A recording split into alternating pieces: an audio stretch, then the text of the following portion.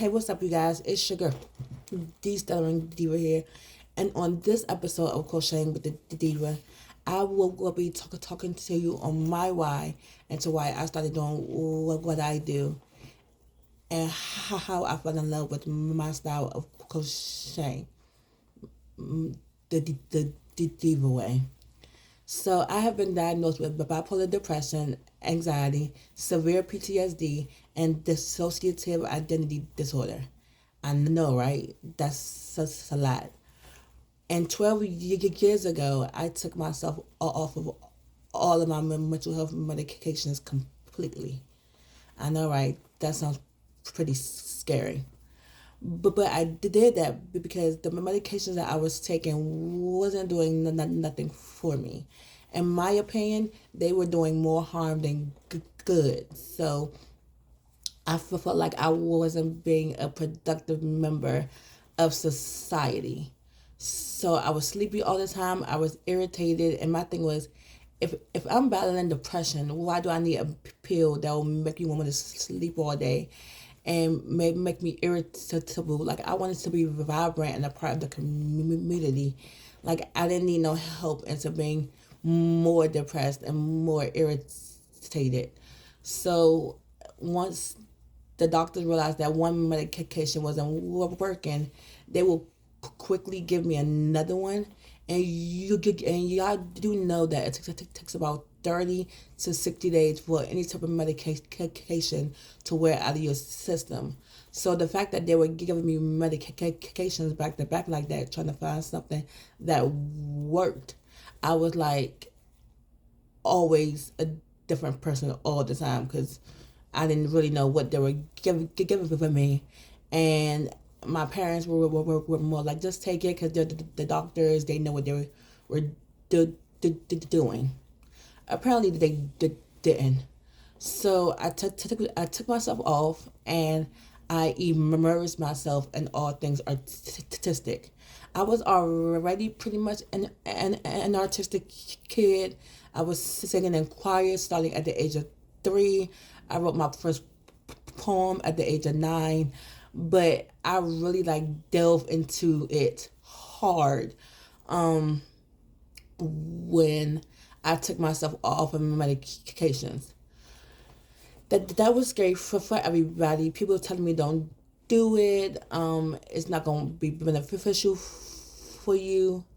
But I beg to differ. It was the best decision that I've ever made in my entire life. Yes, I still go through the emotions, and yes, I still feel the pains and the thrills of my mental health stressors, but at the same time, I feel like I'm more of a member of society now than I was when I was on those medications.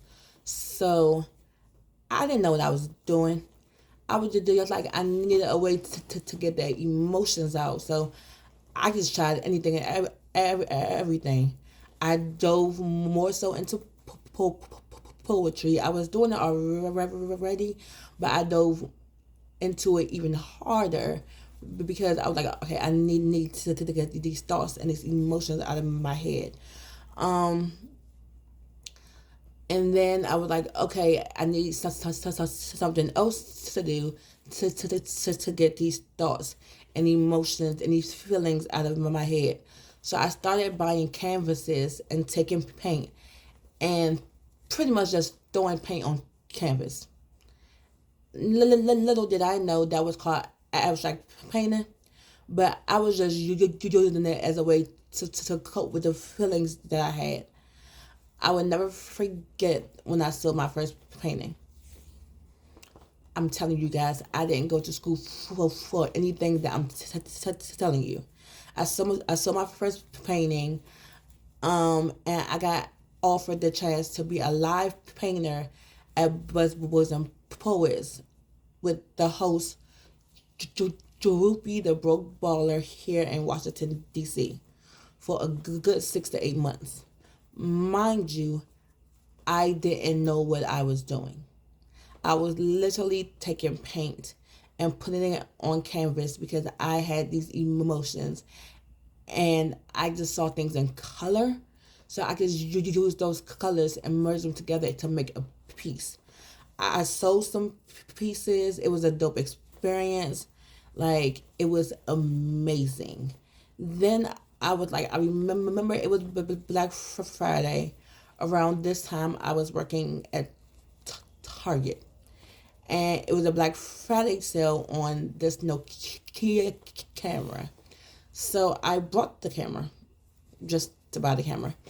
Um, so mind you, I sold art pieces. So now I'm moving on to, I'm still doing my abstract painting, but I'm like, okay, I'm gonna buy this camera and get started taking random pictures.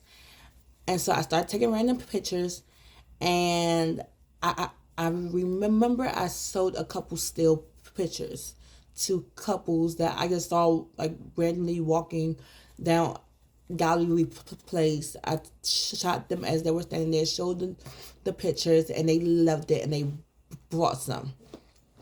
And so I was like, okay.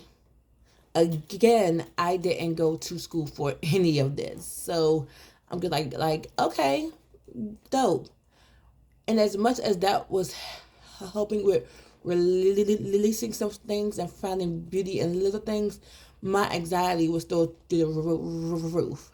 I have a, I'm as much as a extrovert, I think it's called, that I may seem, I'm really shy and nervous around people, like hard. So when we're meeting new people, I get fidgety. Like probably say the wrong things because I'm nervous. Like it's just a lot. So I needed something to get those nerves out. So I remember my therapist and my mentors were giving me like stress balls and fidget spinners and like mini Rubik's cubes, like things to do with my hands so I could like get the nerves out. But me being me, I always lost those little things. I'm not good with keeping up with stuff. But I would go to this local hangout spot called Spit That, which is an open mic here, one of the longest running open mics here in Washington, D.C.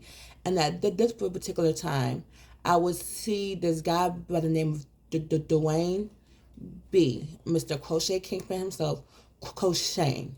The first thing that fascinated me was that he was a guy, and you don't see too many guys doing the thing. At least when I started, you didn't.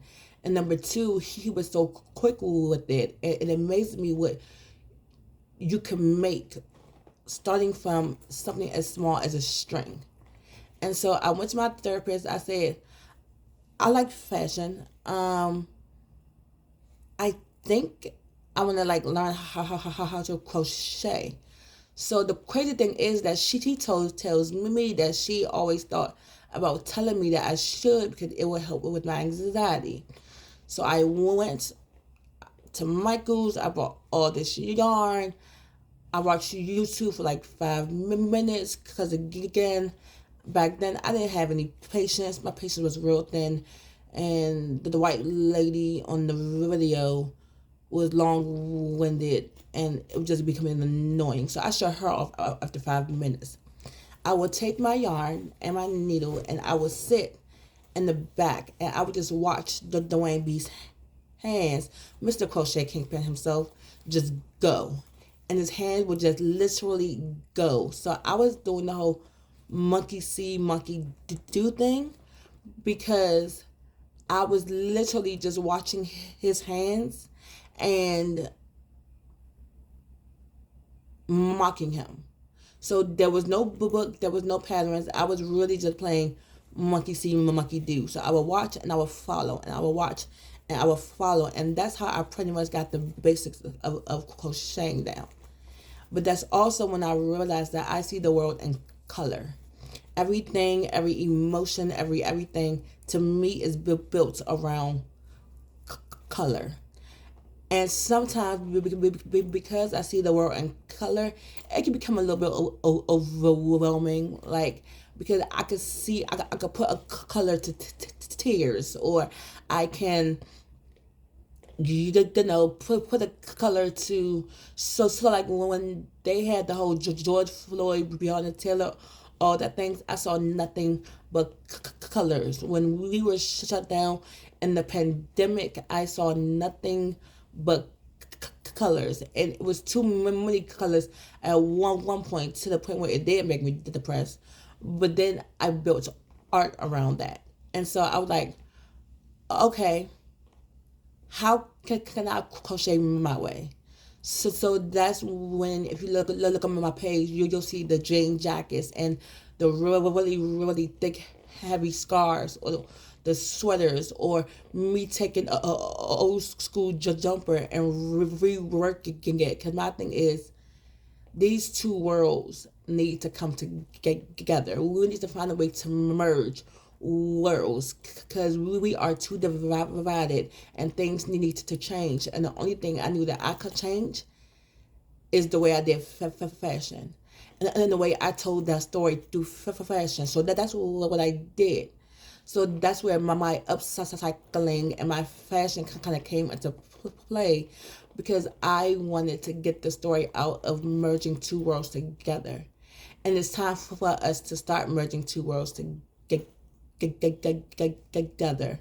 So every color, every print, the why behind I do certain things, everything tells a story. And that's why if you look under some of my posts, you'll see a poem that goes with the piece, because it still tells a story. So all of my art collabs still kind of play into why I crochet the way that I do. Abstract painting, abstract colors, the way I merge certain colors together, that might not necessarily go, but it tells the story of worlds coming together. It tells the story of what depression and what mental health looks like. Because we can literally be smiling in your face. We can smile. We can have all the colors in your face, but inside, we could be the darkened. And my thing is, now when people ask me, how are you doing? I'm scared to really answer to that question, because we have been so used to the definition of saying, oh, I'm fine, I'm good, I'm okay, and god damn it, we aren't. And my thing is, that question is not really a question to be asked unless you want the truth but behind that question. And as a society, we have been so built on telling lies, or telling a feeling on a feeling that we might want to happen that's not really happening at that moment. We think that we should be faking it till we make it. No, we should be honest with ourselves, because we don't know who is out there to help us. But if we're not honest, then how will we begin to open up that dialogue, and and ask for help, and do things that we are built to be doing, even though society tells us that we shouldn't. So colors, the way I crochet, everything tells my story, because I deal with a lot on a daily day basis. Sometimes my depression makes me suicidal. I've been under suicidal watch more times than I could count. But I know that I'm here for a purpose, the same way that you are here for purpose. And our niche is our niche for a reason. My mental health stressors are my reason for crocheting the way that I do. It tells stories. And me telling this story to you guys right now may help somebody else out there. Because you ain't alone. We are all battling something. And we all have a reason on why we do what we do. So, whatever your niche is, whatever your thing is, your passion, the thing that you love to do the most, ask yourself, what's your wife for doing it? And maybe by telling you your why, it will help somebody else. This is the Stuttering Diva, and you have just tuned into Crocheting with the Diva. Ask yourself, What's your why?